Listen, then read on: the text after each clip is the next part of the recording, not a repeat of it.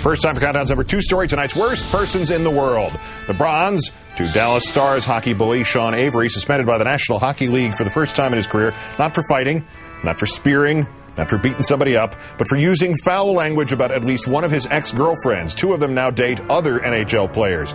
Avery sidled over to a group of reporters in Calgary and a cameraman there and announced, quote, "I'm just going to say one thing. I'm really happy to be back in Calgary. I love Canada. I just want to comment on how it's become like a common thing in the NHL for guys to fall in love with my ex-girlfriends." Only Avery didn't say ex-girlfriends. He used a 2-word phrase that includes the term seconds. The NHL immediately and indefinitely suspended him.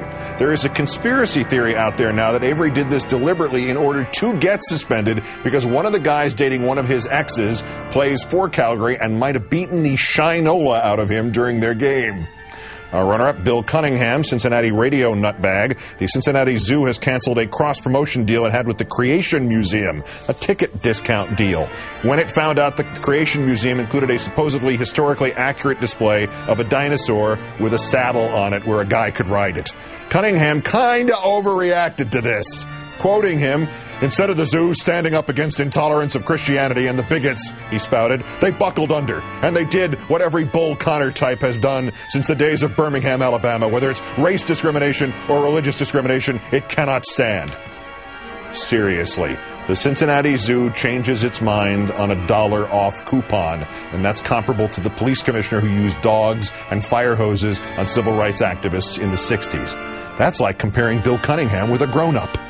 But our winner, the manatee, Sean Hannity, clinging to a phony poll that blames Obama's election on poorly informed voters. Hannity tried to insist that fixed news viewers were best informed, but he wound up saying instead, quote, "If you don't listen to talk radio, if you don't watch the Fox News channel, you're not anywhere nearly as informed as people that are just hearing the bumper stickers, the slogans, the snippets of the commercials of the media." Oops. Let's look at that quote again.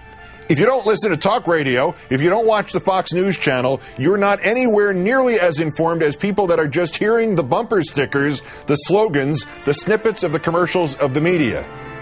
So if I'm not listening to talk radio and don't watch Fox News, I'm not as well as informed as people who are just hearing bumper stickers.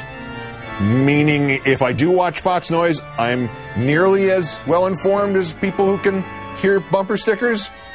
Another well and reasoned argument from Sean Hannity, today's worst person in the world.